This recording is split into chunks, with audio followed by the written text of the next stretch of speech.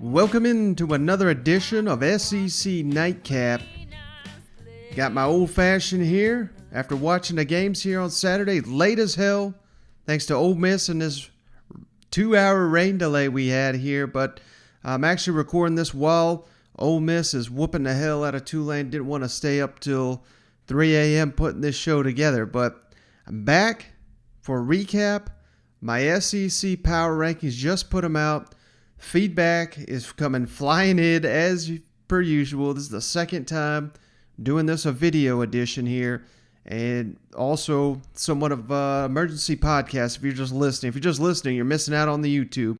But hey, I updated my power rankings, so let's just get right into it after I take a sip of my old fashioned, of course. All right, so starting at the bottom, like usual. Vanderbilt, no surprise here. Stanford coming into Nashville. I thought it would be a big Stanford win, and it was. But hey, there was things to like here about Vanderbilt.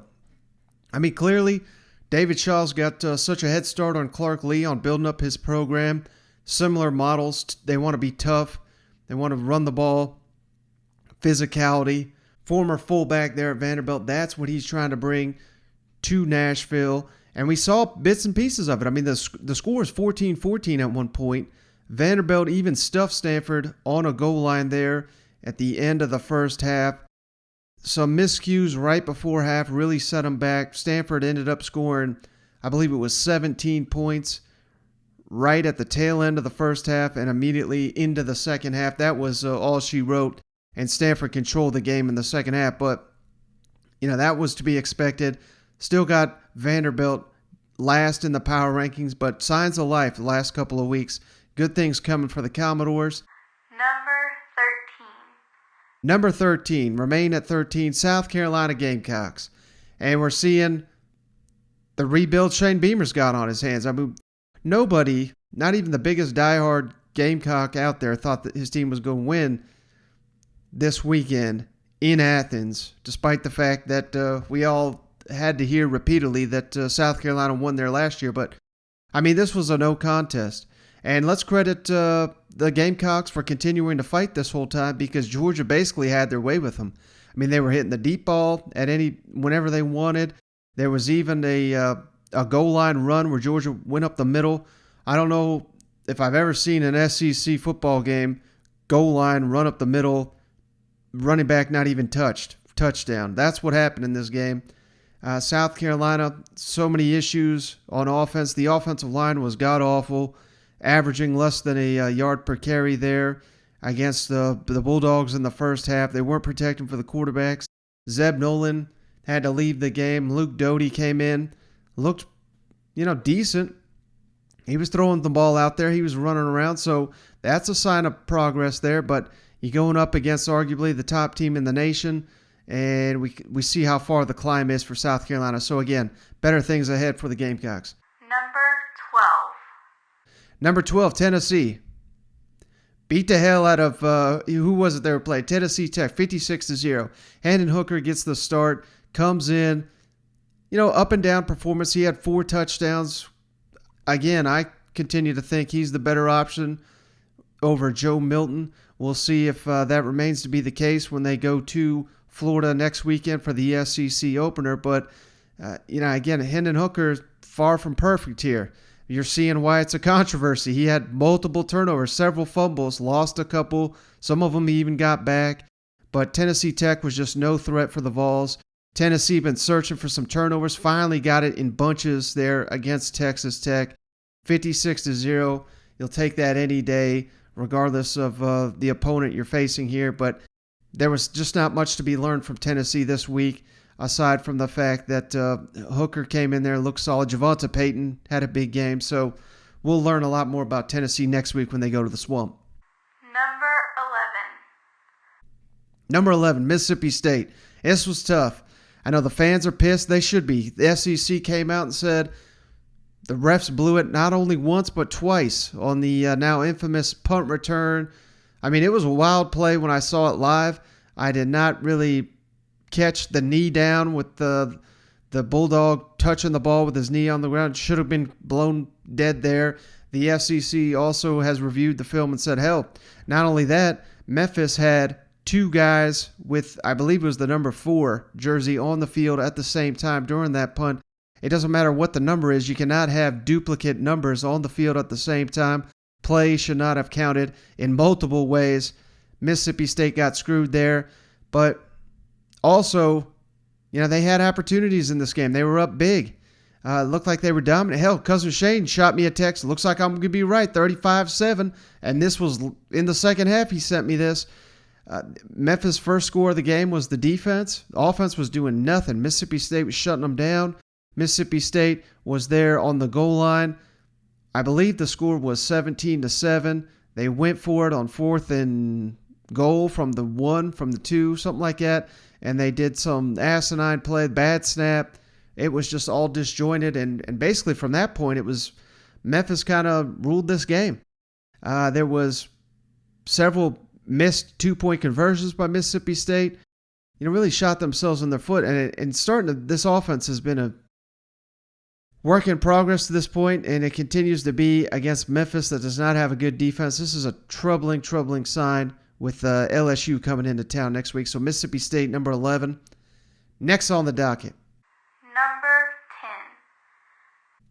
Missouri Tigers, number 10. Again, you beat CMU, whatever the hell that is. Beat the pants off of them.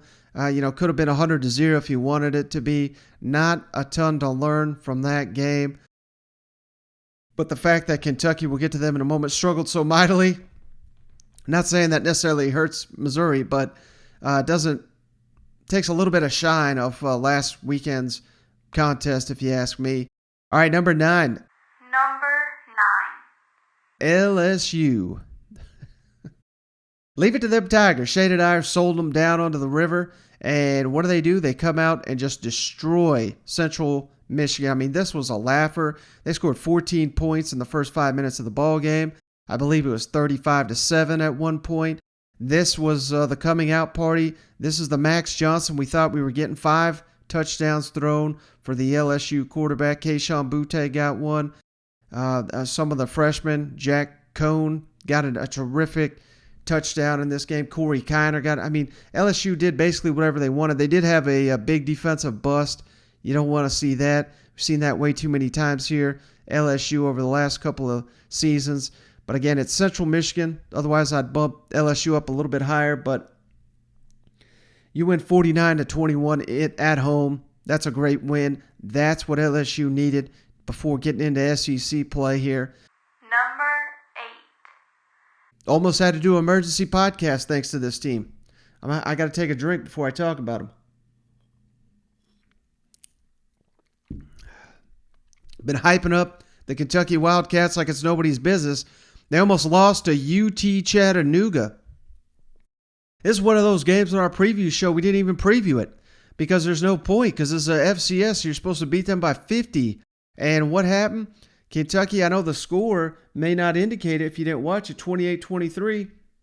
There was a 95-yard interception return there in the closing moments of the fourth quarter by Kentucky.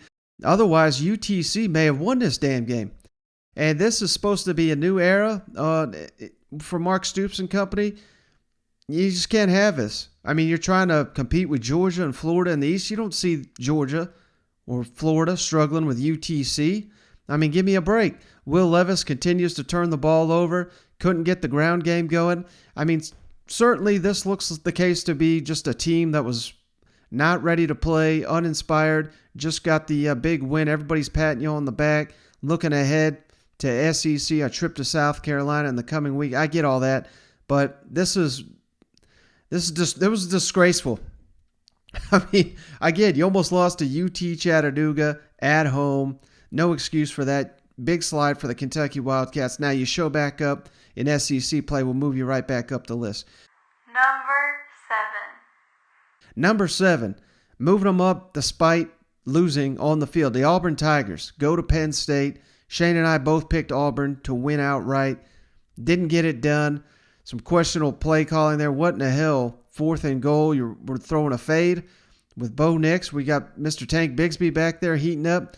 That made no sense. Mike Bobo may get the bonehead coach decision of the week in the SEC, but this was a hard-fought game on the road. It was obviously an incredible atmosphere. If you missed it, nationally televised, whiteout. Penn State came to play. So did Auburn. And this was a really back-and-forth contest. I really think, I know the margin here may not suggest it here. Auburn did have the ball late in the game, driving to try to tie the game. 28-20 was the final. Auburn could have easily won this game. A couple miscues late in the second half really kind of did the Auburn Tigers in. But, this was a case, again, of a team looking good on the road against a top 10 opponent. Didn't embarrass themselves like I kind of feel like Auburn may have in the past. So, earn some respect. Number 7 right there, Auburn Tigers. Number 6, Arkansas. Again, what was the big question coming into this one against Georgia Southern? I keep saying that. The letdown factor after whooping up on Texas. No letdown here. Defense dominated. KJ Jefferson, a little bit of a slow start, but then he just really piled it on. We got Treylon Burks, got him going finally at a 91-yard touchdown. Burks had 336 yards passing, I believe, 3 touchdowns through the air. This is the KJ Jefferson I thought we were getting. That's the one Arkansas needs going into SEC play. So again, the competition was not elite, but took care of business after a big home win. Now you got to do it technically on the road here in Arlington next week against Texas A&M. Cannot wait for that game. Number 5. And speaking of the Aggies, let's get to them. Number 5. Again, kind of hovering in this area. Defense dominant. Terry Wilson, remember I said prizepicks.com, one of my favorite selections, 185 passing yards under for Terry Wilson. He had 33. I mean, the defense is lights out here. Zach Calzada found Damon Demas, first career catch, 70-yard touchdown. Weapon emerging there for the Aggies. Spiller had a great game. Anaya Smith had a couple of punt returns, amazing returns. One of them didn't count on a questionable call. The other did, was just tremendous. I mean, they're flexing their muscle there against New Mexico. Texas A&M struggling. Some people saying struggle a little bit. What was the final here? 34-0.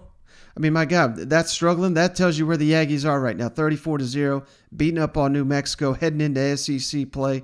Great win for the Aggies.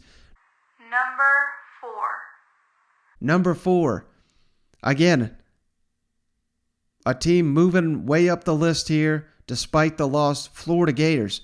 How can you not be impressed with the showing they had against Alabama? Alabama world beaters jumped on the Gators early. Alabama marched right down the field, opening possession, scored a touchdown. Florida making mistakes left and right, missing tackles here and there, some busting coverage. I believe the score was 21-3 at one point. You just assume, well, the stadium's going to be empty in the second half. This is going to be another laugher. It was the complete opposite. Florida dominated the second half, did whatever the hell they wanted to Alabama's defense. Nick Saban's defense. Credit Dan Mullen and company for making those adjustments. Emory Jones, best game of his career to date. But still, Florida, they went to their bread and butter, ran the ball. The missed PAT, that'll haunt them maybe for the rest of the season. Because had they made that, they could have kicked the PAT to tie the game late. Instead, they had to go for 2. Didn't get it.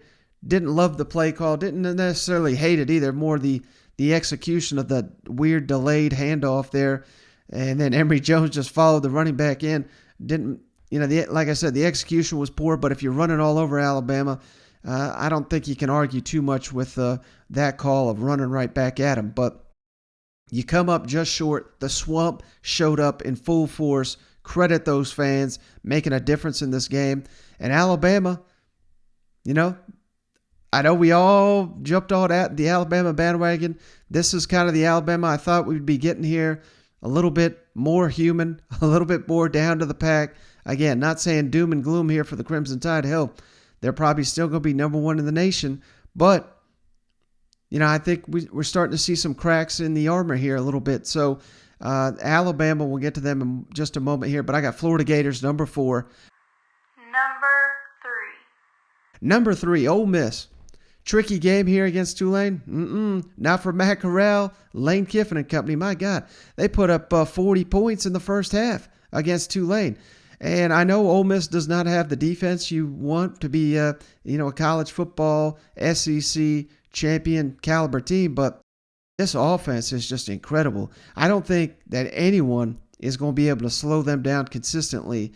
Not saying that Ole Miss is going to win every damn game or something and score 80 points, but I think they could put up 40, 50 points on damn near everybody. So you got to be able to outscore them. And now that they have a more opportunistic defense, a little bit more veteran defense, I'm not sure that the vast majority of these teams can keep pace with the Ole Miss Rebels. So I'm still loving me some Ole Miss. Now here might get a little controversial.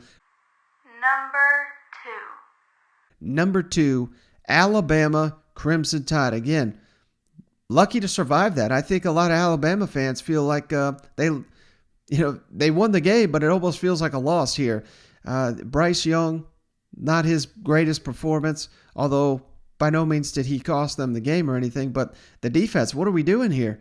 They're just getting shredded by Emory Jones and this Florida rushing attack. Not a great sign. I'm not particularly thrilled with what we're seeing, and Miami just got worked by Michigan State. So again, the resume is not looking too great. And before you jump on me, go back and watch the Mercer game. I mean, they didn't even look that great against Mercer. Again, I know they lost focus. Clearly, different story here against Florida, different story against Miami, but that's a sign of a lack of maturity and experience. I don't think last season's Alabama would have struggled with Mercer. They would have went out and won 60-0, and we would have never referenced that game again. But it was a little bit of a struggle there against Mercer, particularly in that first half. So I don't know. I don't think this is necessarily a lock to win SEC, a lock to win the national championship like so many do. So, of course, the only team I haven't mentioned, the Georgia Bulldogs. Number 1. I mean, they're still not full strength on offense, and they just tore through South Carolina like they weren't even there. And this is a South Carolina team. Again, I know there was a massive underdogs, 32-point underdogs, but they were 2-0. They were fighting hard. They've got some SEC players. Josh Vann looked outstanding. The defense, I can't say they stood strong, but hell, they continued to fight here, particularly the front seven of South Carolina's defense. Yet it didn't matter. I mean, Georgia's front seven is just incredible. JT Daniels back in the lineup, looking pretty good. For some damn reason, Kirby Smart put in Stetson Bennett, give him some reps. Comes right in, throws an immediate interception. If I see Stetson Bennett on the field again, I may drop Georgia down to number 2 again. Stick with your damn guy there, Kirby. What the hell are you doing? JT Daniels is your quarterback. Stop all this nonsense. Got to get him in gear for some of these big games that he's obviously going to be needed. And Stetson Bennett, we know what he can do. He can beat the hell out of UAB. There's no more UAB on the schedule here. It's SEC and Georgia Tech down the way here. So stop fooling around with that. And I think you'll win the East. You'll win the SEC. At least that's how I've got it here in my power rankings. But that's going to do it. Hope you guys enjoyed the nightcap.